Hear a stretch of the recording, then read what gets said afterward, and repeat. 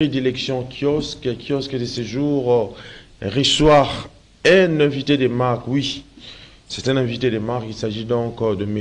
Kambila Kankonde, il est ancien Durkaba de l'ancien président de la République Joseph Kabila Kabange. Avec lui, nous allons donc analyser l'actualité politique en République démocratique du Congo. M. Kambila, vous êtes les bienvenus sur Kiosque. Merci de l'invitation. Ça fait des années que je suis passé sur le plateau de votre télévision. Je suis heureux que vous ayez pensé à moi. L'actualité politique en République démocratique du Congo reste aujourd'hui dominée par ces primaires organisées par l'Union sacrée pour départager Mbosso, Kamere et Bahati. Et Mbosso a été, et Vital Kamere plutôt a été investi comme étant le prétendant candidat au poste du bureau définitif de l'Assemblée nationale après l'organisation de ces primaires. Vous, en tant que politique, comment interprétez-vous ça?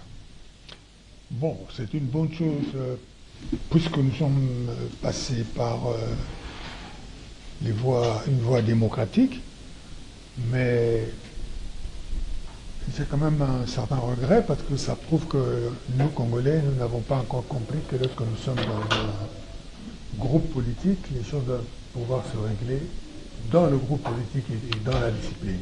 Oui. Alors s'il a fallu passer par les élections, ça veut dire qu'ils n'ont pas été capables de se mettre d'accord avant.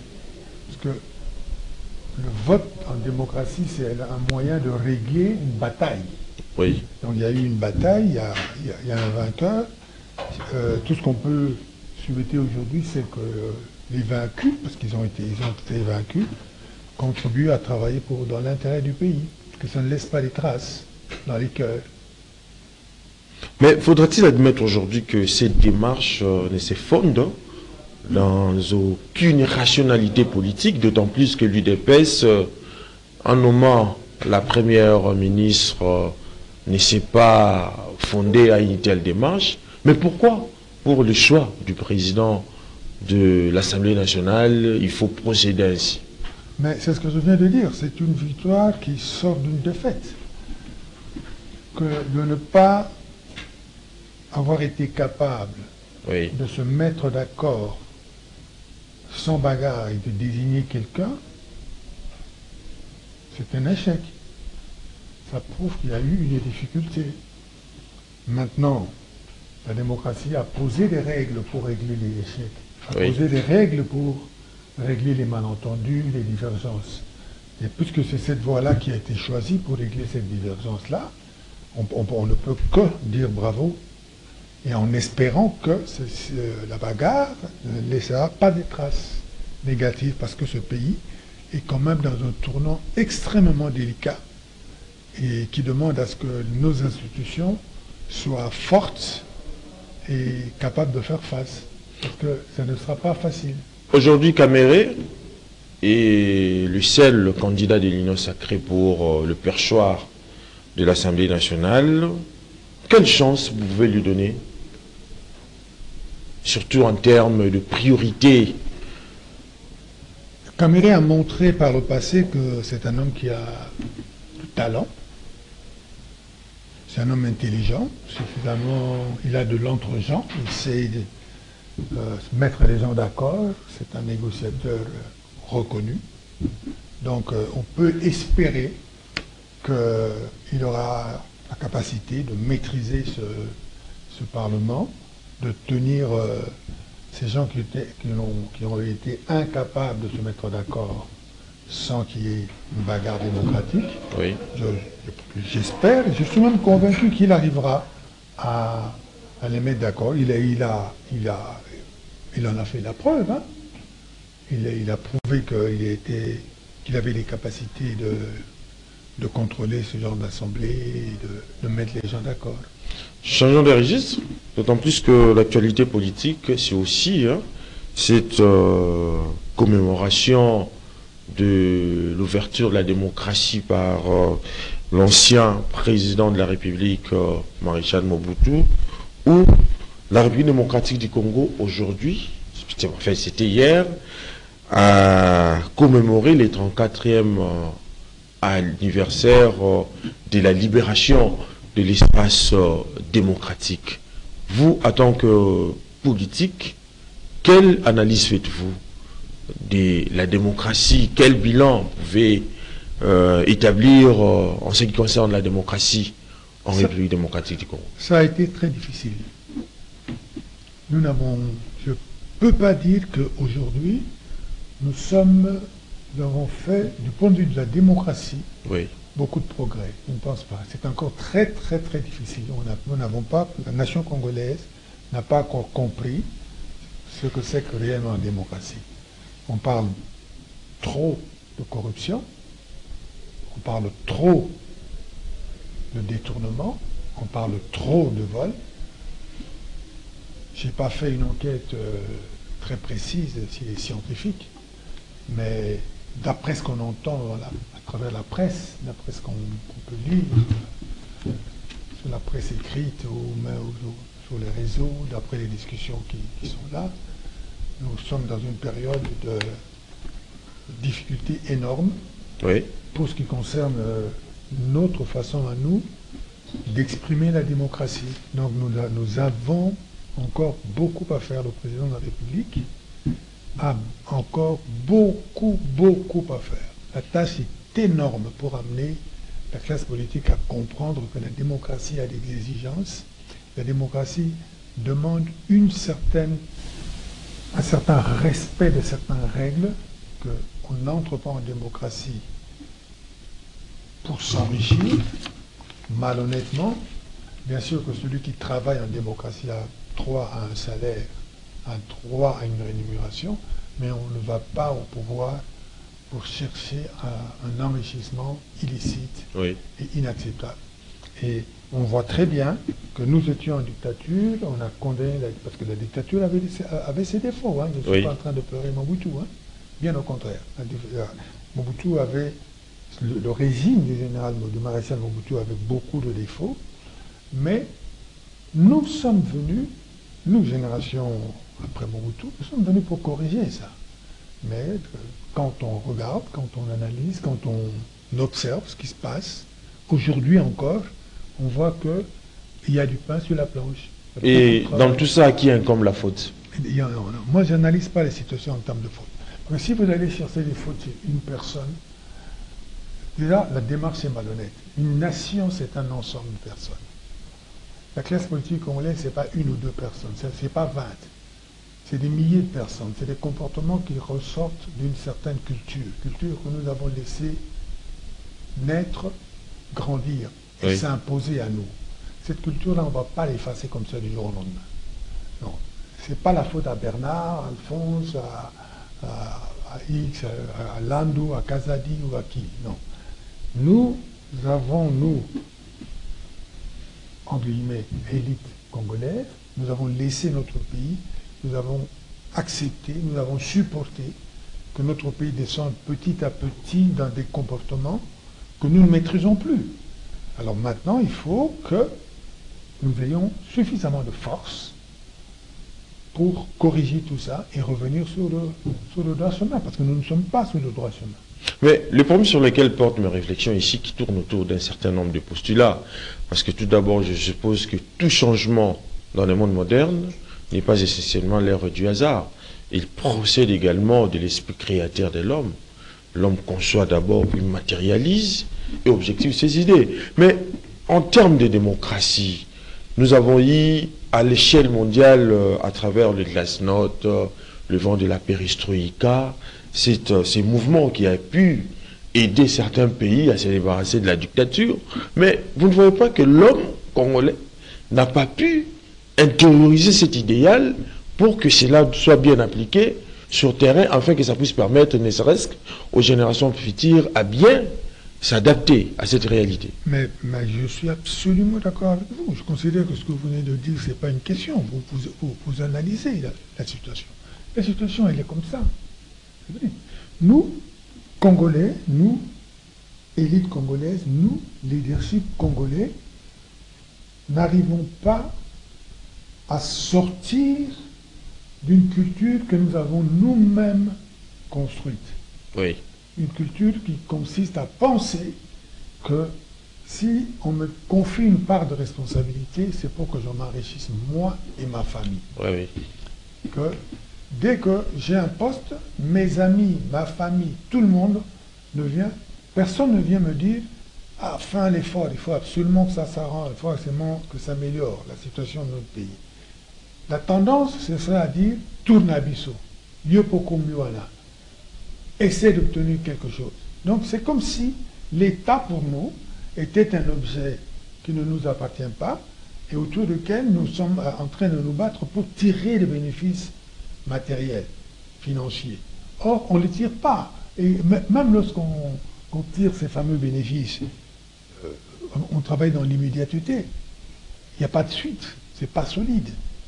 La plupart des gens qui volent l'argent, qui prennent l'argent ici, ils vont quoi? Ils vont en Afrique du Sud. Maintenant, il paraît que c'est Dubaï. Ils vont à gauche, à droite, en Europe, en Amérique. Il y en a même qui vont jusqu'à San Francisco, je ne sais pas, Los Angeles, acheter des belles villas. Écoute, mais ça dure combien de temps? Et qu'est-ce que ça fait pour l'histoire?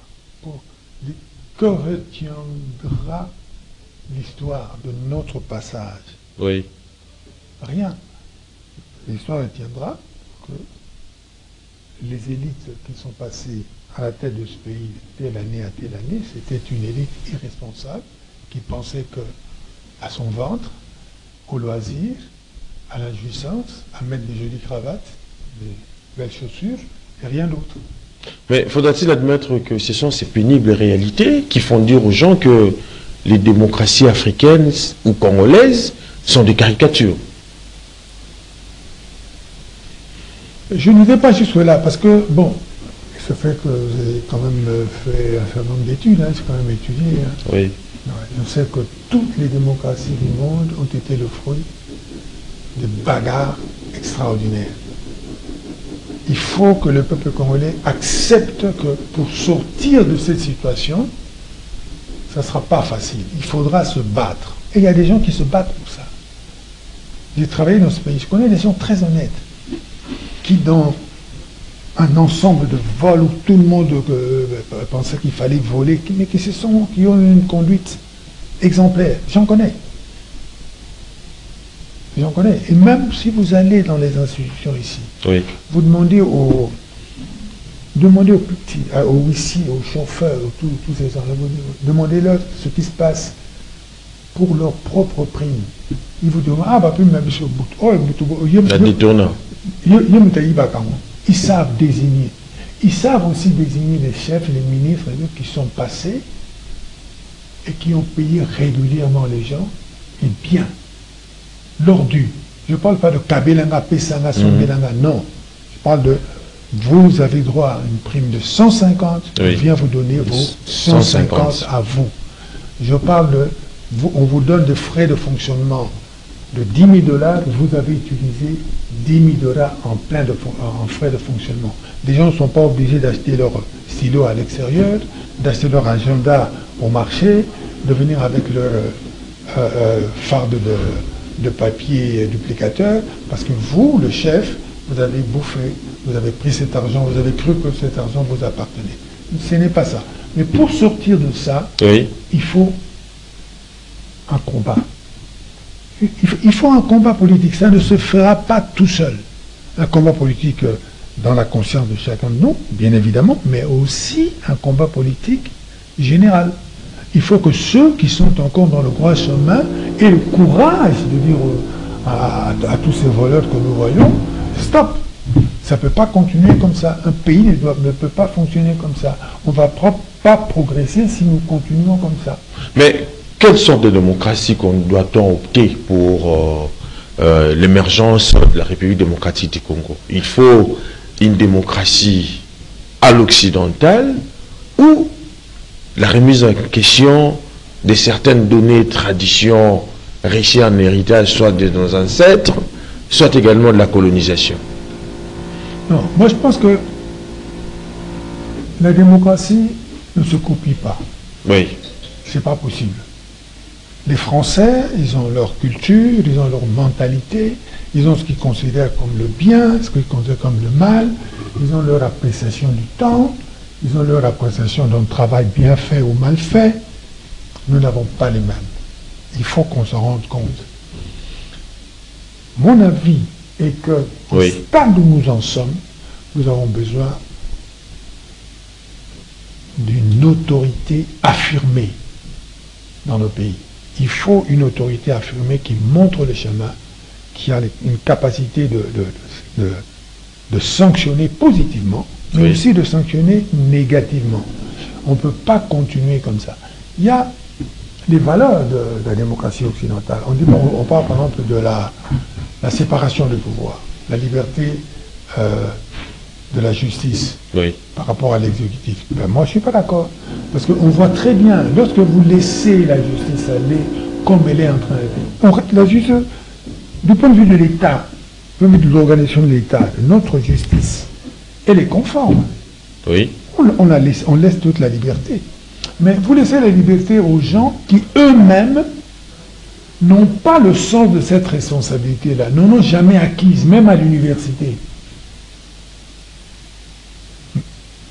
Ils n'ont jamais acquis. Donc, au fait, nous créons nous-mêmes, par notre organisation, des mafias, on les laisse faire, ils s'organisent et ils sont libres. Personne ne vient poser la question. Ou c'est à eux-mêmes de poser les questions sur eux-mêmes, sur ce qu'ils font.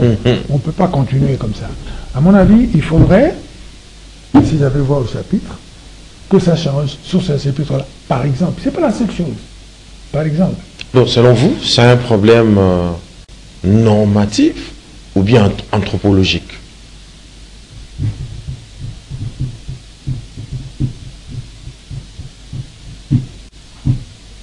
Est-ce que la norme est éloignée de l'anthropologie? Est-ce qu'il peut exister intellectuellement des normes qui se détachent de l'anthropologie? C'est pas possible. La norme, elle vient de la culture, c'est-à-dire de l'anthropologie. C'est de là qu'elle vient. Les normes, nous les poserons par rapport à ce que nous croyons comme valeur, par rapport à ce que nous pensons que les choses devraient être. C'est là où nous fixerons les normes. Donc, tout est lié. Il n'y a pas des choses qui dépendraient de l'anthropologie et d'autres qui dépendraient des normes. D'où est-ce que nous tirerons ces normes-là?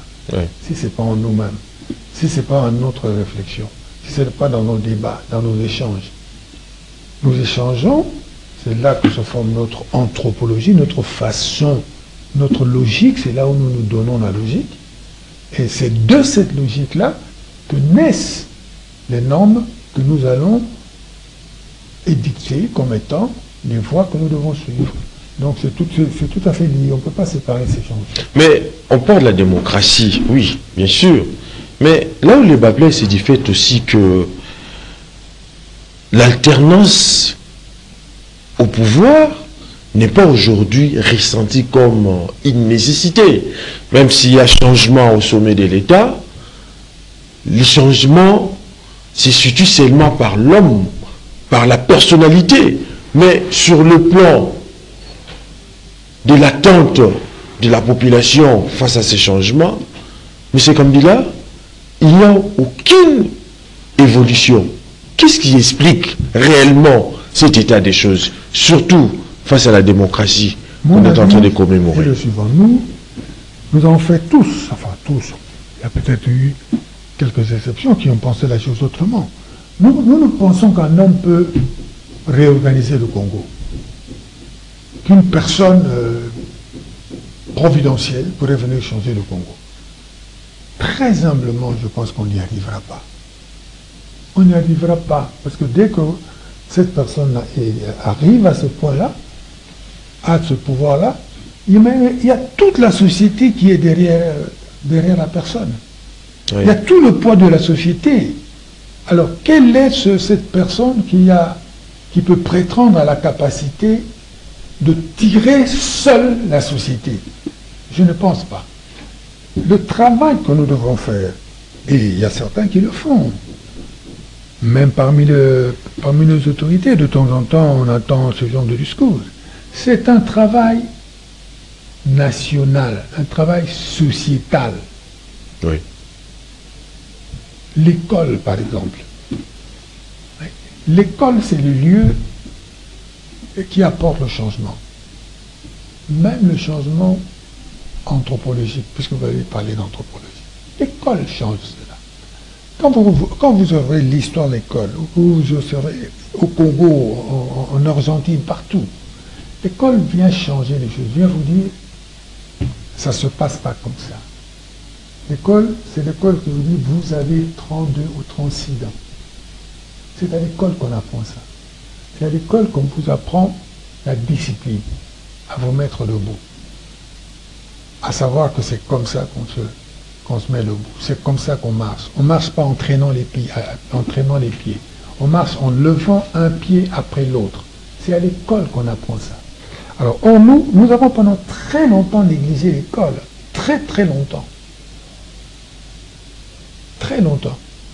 Il a fallu que l'autorité actuelle arrive au pouvoir pour mettre le doigt là-dessus. Je ne dis pas que tout est parfait. Oui. Mais le fait qu'aujourd'hui, les Congolais aient compris qu'il faut faire un très grand investissement à l'école, c'est une très grande révolution. Seulement, il faut l'améliorer. Il faut faire que ça, il faut faire que année après année, ça aille mieux. Améliorer l'école, c'est pas seulement la gratuité. La gratuité, c'est parfait, c'est très bien. Parce qu'il y a beaucoup de gens qui n'ont pas les moyens. Nous le faisons beaucoup d'enfants déjà. Qui n'ont pas les moyens de mettre 4-5 enfants à l'école. Donc s'ils peuvent y aller sans payer, c'est magnifique. Mais maintenant, ça ne suffit pas. Et puis cette école-là, il faut qu'elle soit exemplaire. Oui. Il faut que le moniteur là qui enseigne P-A, ça veut dire pas. Si vous mettez les deux, ça devient pas. Si vous ajoutez un autre pas, ça veut dire papa. Ah bon, c'est ça. Celui qui fait découvrir ça à l'enfant, il ne fait pas découvrir à l'enfant que la technique pour déchiffrer les lettres. Il fait découvrir à l'enfant aussi le comportement normal, la mentalité normale. Alors cette personne, il faut qu'elle soit bien payée, mais ça ne suffit pas. Il faut qu'elle soit bien disciplinée, il faut qu'elle soit bien suivie. Il faut qu'elle devienne l'exemple. Et c'est l'exemplarité de l'école qui a fait de l'école ce qu'elle est. Nous avons admiré l'école parce qu'elle était exemplaire. Oui. Si c'est à l'école que ma fille de 7 ans va apprendre la corruption, bon, alors à quoi ça sert? Ceci pour dire qu'il ne suffit pas que les autorités décident de la gratuité de l'école. Il faut encore que tout le corps social, Oui. tous ceux qui sont responsables de cette fonction sociale importante, prennent conscience de ce qu'il faut faire, prennent conscience du combat et de l'importance de leur combat. Nous voulons lutter contre la corruption, mais qu'est-ce qu'on fait à l'école pour dire aux enfants qu'attention, la corruption c'est une mauvaise chose? Jusqu'à présent, excusez-moi, rien. Mes enfants sont grands, là, bien évidemment, mais j'ai des neveux, des nièces, des cocos et tout ça qui vont à l'école. Au contraire, j'ai l'impression que c'est à l'école qu'ils vont apprendre la corruption. Alors tout ça, c'est des choses que nous, Congolais, et surtout nous qui prétendons un certain élitisme, c'est à nous à réfléchir, à dire, à parler, à donner des conseils, à insister, à nous battre. Et lorsque les idéaux, les initiatives et les orientations qui marquent les affaires publiques de notre pays sont souvent venues de l'étranger, vous ne voyez pas qu'il y a en Goussoroche quelque chose qui ne va pas encore? Bon, je crois que vous me connaissez depuis des années. Vous avez peut-être lu mes articles ou mes livres. Bien sûr. Il y a une notion Oui. qui est très importante chez moi, c'est celle de la souveraineté. Un pays doit être souverain. Et la souveraineté, c'est pas seulement une question d'aller crier « nous sommes souverains, nous sommes libres ». Non. Un pays doit se donner les moyens de sa souveraineté. Être libre, capable de choisir son propre chemin, de choisir ses propres valeurs, d'organiser, de s'organiser comme on veut, selon les valeurs que nous avons définies comme étant nôtres. Donc, je suis d'accord qu'un pays peut pas, un pays soumis ne peut pas avancer. Il avancera dans la soumission. Il avancera dans la soumission. D'ailleurs, lorsque vous regardez certaines difficultés que nous avons aujourd'hui, difficultés, mais aussi certains avantages que nous montrons. Oui. C'est parce qu'il y a dans ce pays des gens qui considèrent que ce pays doit être souverain. Pourquoi? Ce n'est qu'un exemple. Pourquoi le président actuel refuse la négociation avec les... comment on les appelle? Les rebelles. Avec le M23 et Le les M23. autres. Pourquoi Corneille Nangaa, il a cru que s'il partait là-bas, dans quelques semaines, il va faire bouger l'ensemble du Congo. Pourquoi ça ne bouge pas? Parce que les Congolais ne veulent pas être sous la botte des autres. C'est seulement ça. S'ils ne comprennent pas ça, ça n'avancera pas. Ils n'avanceront pas. Et le Congo, lui, va avancer. Parce que c'est déjà une... C'est parce que on voit bien qu'ils sont liés à l'étranger. Et les Congolais ne veulent pas ça. C'est parce que les Congolais sont, au fond, nous sommes un peuple souverainiste. Nous voulons, nous aimons notre souveraineté. Une souveraineté nominale. Elle commence par être déclarative. Avant qu'on soit indépendant, il a fallu que le Mumba déclare. Il a fallu que Joseph Kasavubu déclare. Il a fallu que nos vieux ici à Kinshasa crient partout Kimpanza, Kimpanza. C'est déclaratif. Et c'est dans la déclaration, c'est dans la parole que la réalité se construit. Mais face à la situation de l'insécurité, surtout en termes de démocratie aujourd'hui, faudra-t-il admettre qu'il y a des éléments qui paraissent déterminer nos malheurs. D'abord, d'une part, il y a l'attrait de nos richesses du sol et du sous-sol, mais d'autre part également, il y a la position stratégique du Congo au cœur de l'Afrique. Vous ne voyez pas que ces deux facteurs expliquent des multiples problèmes, des ingérences dans nos affaires, et que jusque-là, on a du mal à résoudre. Ils expliquent aussi, mais je ne veux pas dire ils expliquent exclusivement. Non, ils expliquent aussi. Depuis que le monde est monde, depuis que les nations ou que les groupes s'organisent, ils s'opposent. Depuis la plus haute antiquité, dès que les groupes s'organisent, ils se disent nous sommes les tels, ils s'opposent aux tels qui sont en face. Qu'est-ce qu'ils cherchent? Les ressources. Ça ne changera pas. On aura beau crier ici, ça ne changera pas. Chaque pays, chaque nation, chaque groupe doit s'organiser pour défendre ses intérêts. Nous devons, nous Congolais, comprendre cela. Arrêtez de penser que X, Y viendra nous aider. Ça n'existe pas. Il n'y a pas un seul pays au monde qui a été développé par un autre, qui a été aidé par un autre. C'est faux. Même lorsque on dit, ah oui, les États-Unis sont venus libérer la France et libérer contre le nazisme. C'est pas vrai, les États-Unis sont venus défendre leur intérêt. Et bien chez nous, c'est la même chose.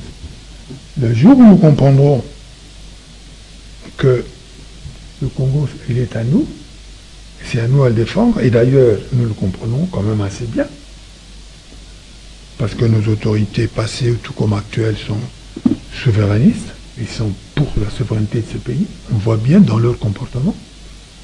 Les jeunes gens qui vont risquer la mort là-bas, les voisins, qui les payent, c'est pas des mercenaires. C'est des Congolais qui disent non, non, non, non, non, nous, ici, c'est chez nous, on ne va pas venir nous dicter la loi ici.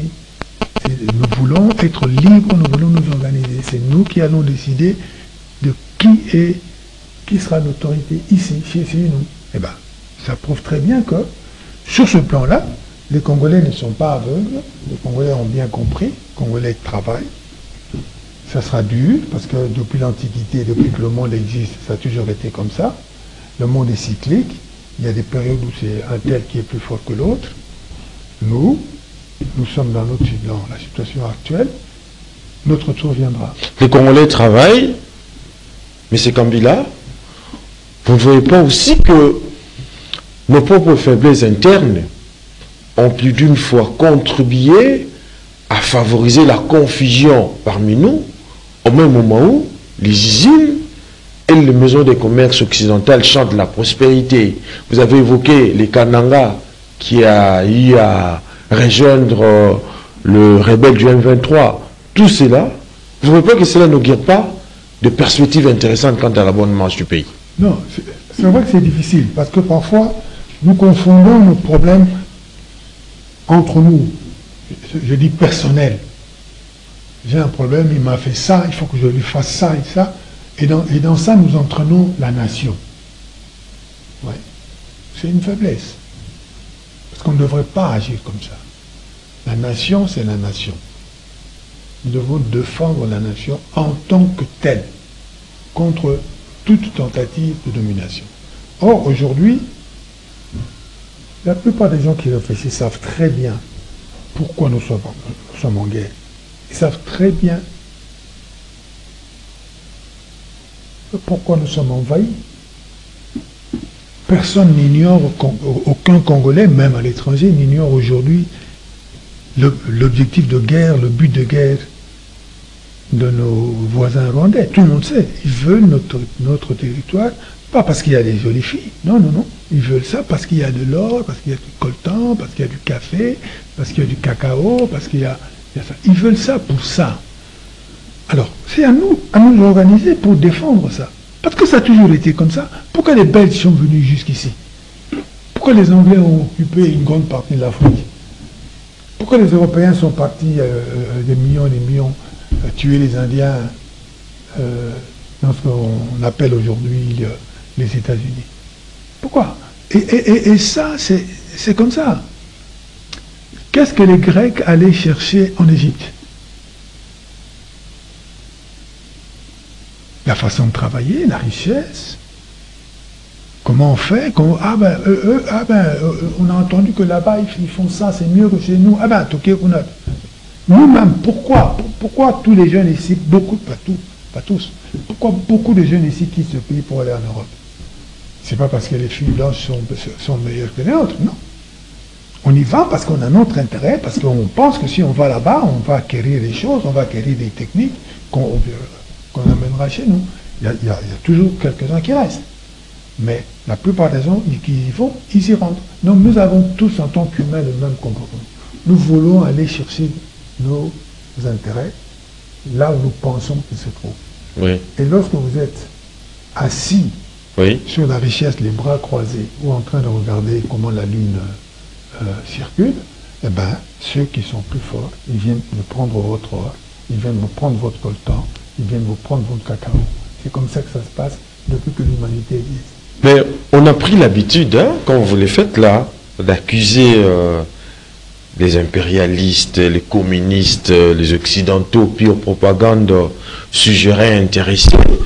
Mais ne faudrait-il pas aussi reconnaître et affirmer la part des responsabilités qui revient aux hommes politiques et au peuple congolais lui-même?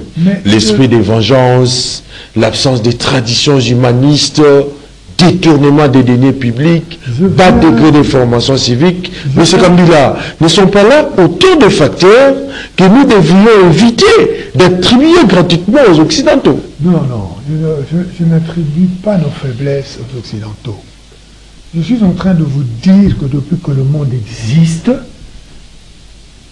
dès que les groupes humains se sont formés, dès que la première tribu, je connaissais, je ne sais pas laquelle, certainement quelque part en Afrique, qui s'est formée, elle a voulu s'affirmer face à l'autre. Elle a considéré que c'est elle qui devait prendre les choses en main, prendre le pouvoir et dominer. C'est humain, ça. Oui. Donc, les impérialistes et tout ça, je ne leur reproche pas ça. Je ne dis pas bravo non plus. Mais je ne leur reproche pas ça. Parce que ça, c'est l'attitude humaine. Les humains, c'est comme ça. Quand je dis ça, c'est pour dire aux Congolais, puisque c'est comme ça, apprenons à nous battre, apprenons à défendre nos intérêts. Apprenons à devenir fort. Devenir fort, c'est se mettre ensemble, c'est avoir des règles que chacun respecte pour être fort ensemble et pouvoir combattre l'extérieur. Je ne suis pas en train de dire, de me plaindre. Non, je ne me plains pas. Parce que je dis exactement le contraire. Ça a toujours été comme ça. Lorsque les Grecs traversaient la Méditerranée pour aller en Égypte, ce n'était pas pour voir les Égyptiennes. C'était pour apprendre.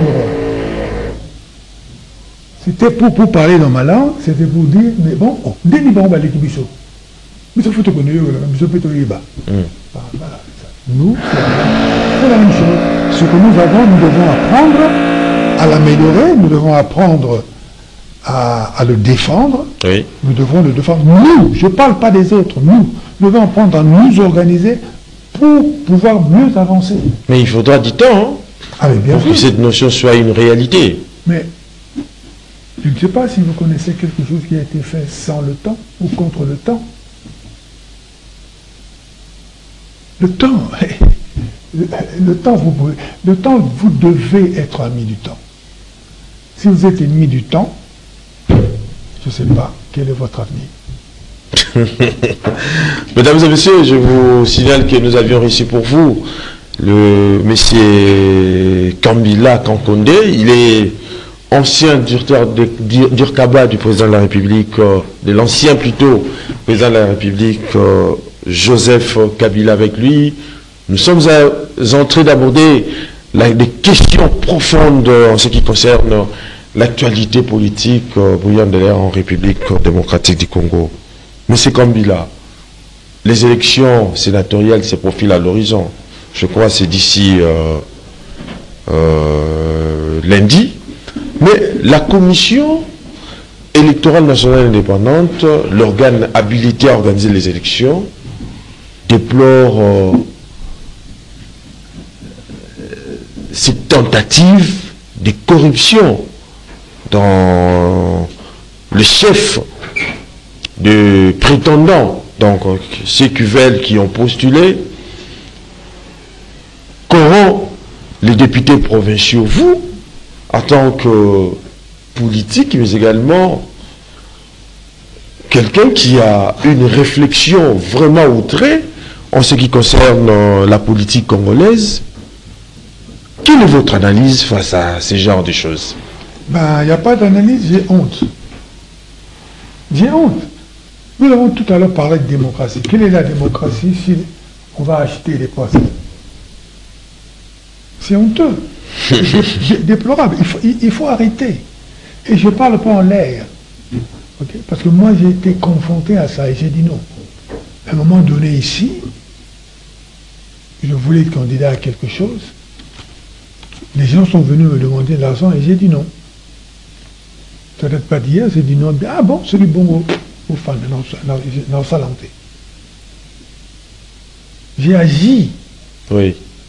Et ces gens-là, s'ils sont aujourd'hui devant leur télévision, ils se rappellent que c'était non.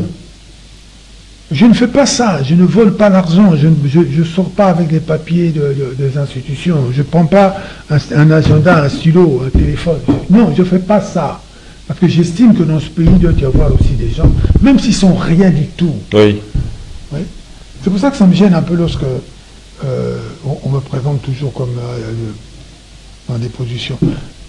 Ces positions-là, ce sont des accidents de la vie, des accidents d'histoire. On estime qu'à un moment donné, on doit vous prendre, vous allez rendre service à tel moment, c'est fini, c'est fini. Moi, je suis avant tout un militant du progrès pour mon pays. Oui. Et c'est cette identité-là que je dois me mettre en avant. Ce qui compte, c'est qu'est-ce que nous faisons pour faire avancer notre pays, ne fût-ce qu'un tout petit peu.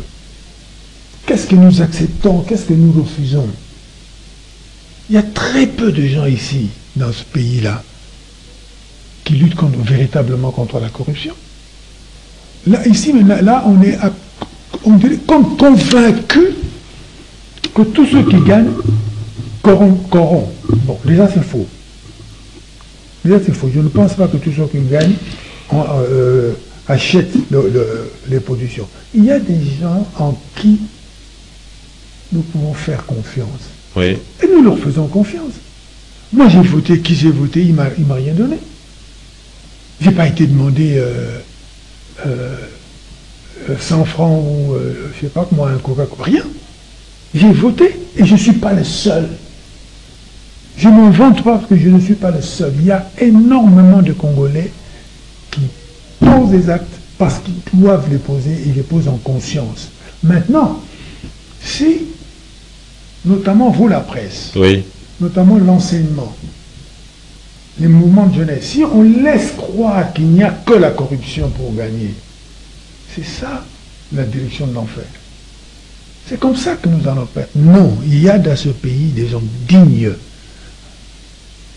en qui nous pouvons faire confiance sans qu'il nous ait donné quoi que ce soit. Il y en a, j'en ai vu, j'en connais. Il y a des gens ici qui ont travaillé, qui ont été dans des positions de prendre beaucoup d'argent, qui n'ont pas pris. J'ai vu aussi des gens prendre, mais j'en ai vu qui n'ont pas pris, qui étaient là, qui voyaient, qui rigolaient. Il dit, voilà, voilà les gens qui pensent être en position, qui pensent proclamer des titres. Non, ce n'est pas les titres. Mais vous ne voyez pas que vous avez aussi un rôle hautement pédagogique à jouer face à ce genre de situation. Il ne faut pas seulement se limiter à des débats dans des émissions, mais aussi organiser des colloques pour combattre ce genre de situation. Parce que vous en avez l'expérience. À chaque fois que j'ai l'occasion, je le fais. Et je suis en train de profiter de votre micro pour le faire. Je suis en train de le faire. Oui. Vous pensez que ça, ce n'est pas de la pédagogie? Je suis aussi un enseignant. J'ai été un enseignant. Oui. Vous pensez que le discours que je tiens là, il ne relève pas de la pédagogie?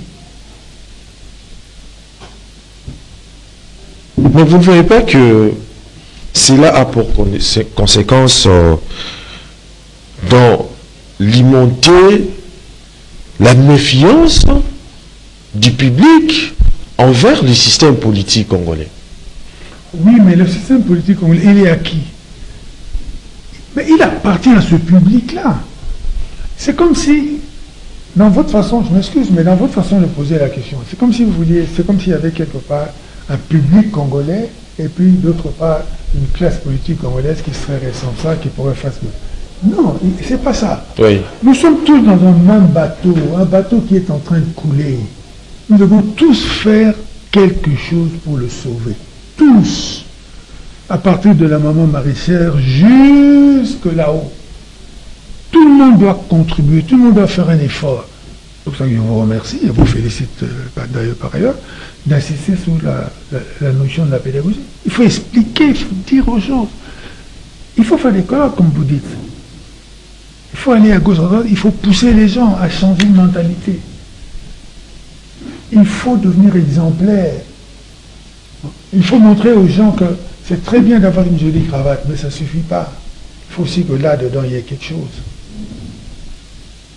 Il ne suffit pas de rouler dans une belle voiture. Il faut encore que cette voiture ait été acquise dans de bonnes conditions, que vous ne l'ayez pas volée. C'est comme ça que nous pourrions commencer à avancer. Monsieur Kambila, nous sommes arrivés pratiquement à la fin de cette émission. J'aimerais que vous puissiez placer un mot pour terminer.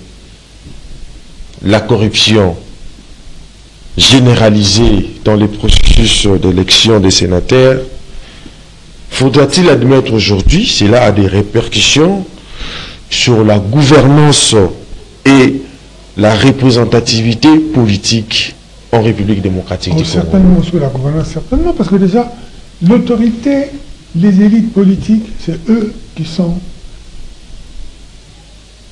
l'exemple. Si tout le monde est convaincu que la moitié de l'Assemblée de Kinshasa, c'est des corrompus, alors vous vous attendez à quoi? La personne a investi, je ne sais pas, 10 000 $, 20 000 $ ou plus ou moins, j'en sais rien, pour obtenir cette place. Quel sera son but? C'est de récupérer cet argent. Parce qu'il est venu là pour l'argent. Donc il faut que ça change, j'espère. Il faut qu'il y ait des gens qui luttent petit à petit par le discours pour que nous changions le point de vue. Et c'est possible. Nous ne sommes pas condamnés à vivre dans des comportements mafieux. Nous ne sommes pas condamnés. On peut progresser. Et puisqu'il y a des gens qui le font, il y a des gens qui résistent, et j'en ai vu, je ne parle pas en l'air, j'ai vu des gens voler, comme j'ai vu des gens refuser de voler. Ici, on banalise tout, on veut tout banaliser, comme si tous les Congolais étaient des voleurs. Mais c'est pas vrai. C'est pas vrai. Il y a des gens ici, vous dites, ah, papa, il y a des gens ici à Kinshasa qui le font, mais il y a aussi des gens qui, il prend, il cache. Dans sa poche. Il met dans sa poche.